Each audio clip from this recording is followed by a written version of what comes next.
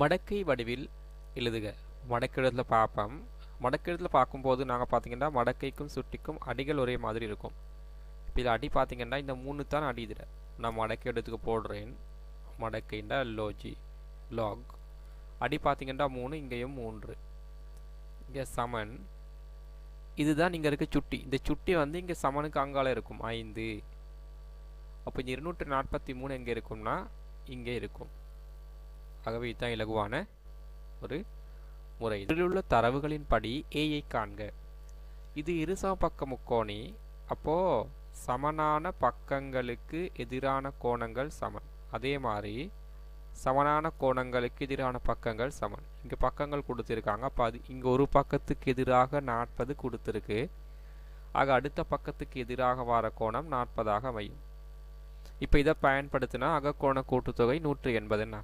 ஆகவே ஏ சக 40 பாகை சக 40 பாகை சமன் 180.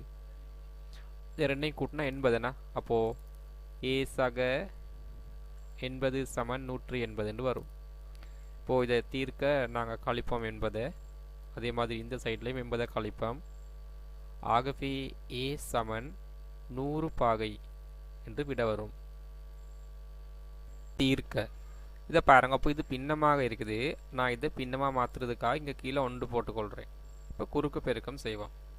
இங்கே பகுதி எண்ணையும் தொகுதி எண்ணையும். அப்போ எக்ஸாக 5 1ஆல் பெருக்கணும்.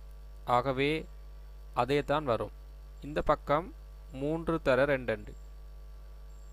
அடுத்ததாக இப்போ இங்கே பார்த்தீங்கன்னா சக 5 இருக்குது.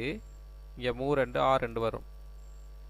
இந்த சக 5 இல்லாமக்க சய 5, இங்கேயும் சய 5. ஆகவே இது கேன்சல். ஆக எக்ஸ் சமன் 6ல் 5 போனால் 1 என்று சொல்லி இறுதி விட வரக்கூடிய மாதிரி இருக்கும். அடுத்த கேள்வி, எக்ஸின் பெருமானம் காண்க. பிள்ளைங்க சமாந்தரம் தரப்பட்டிருக்கு. ஆகவே பாருங்கள், இசட் மாதிரி வரும்போது நாங்கள் சொல்லுவோம் 1 விட்ட கோணம், மொத்த கோணம், நேய கோணம். இசட் மாதிரி வந்தால் 1 விட்ட கோணம். ஆக இங்கு 50ஆக இருந்தால் இந்த இடமும் 50 பாகை வர வேண்டும். இப்போ பாருங்கள் பிள்ளைகள், இது எல்லாத்தையுமே நாங்கள் எடுக்கும் போது ஒரு நேர்கோடாக வரணும். அப்போ எல்லாம் கூட்டி நான் வந்து 180 பாகை வர வேண்டும். அப்போ எக்ஸாக 60ம் 50ம் 110. அப்போ 180 வர வேண்டும். அப்போ இங்கே இது தீர்க்கும் போது -110 சேர்ப்போம். இங்கேயும் -110 சேர்ப்போம். ஆகவே எக்ஸ் சமன் 70 பாகை என்று சொல்லி விட வரக்கூடிய மாதிரி இருக்கும். அடுத்து நாங்கள் என்ன செய்யணும்னு சொன்னால், இதில் ஃபோமஸி கண்டுபிடிக்க வேணும்.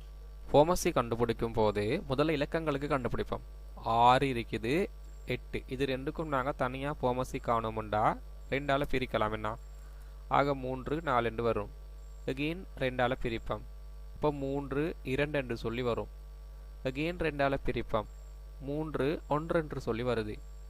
இப்போது 3ஆல் பிரிக்க வேணும். 1 1 என்று வருது. எல்லாம் பெருக்குவோம். 2 4 4 8 8 3 24. அப்போ இலக்கங்களில் 24 தான் ஃபோமஸி. இப்போ பார்க்கணும் என்ன இங்கே வந்து ஆங்கில எழுத்துக்கள் இருக்குது அப்படின்னு. ஆகவே ஏ இருக்குது, அதே நேரம் பி இருக்குது. ஏல பாருங்க, இங்கே வர்க்கம், இங்கேயும் வர்க்கம். ஆகவே வர்க்கம் பெரியதை தான் நாங்கள் போடணும். இங்கே பாருங்கள், பியில் 1 இருக்குது, பியில் 2 இருக்குது, வர்க்கம். ஆகவே 1 விட 2 பெருசு. ஆக பி வர்க்கம்.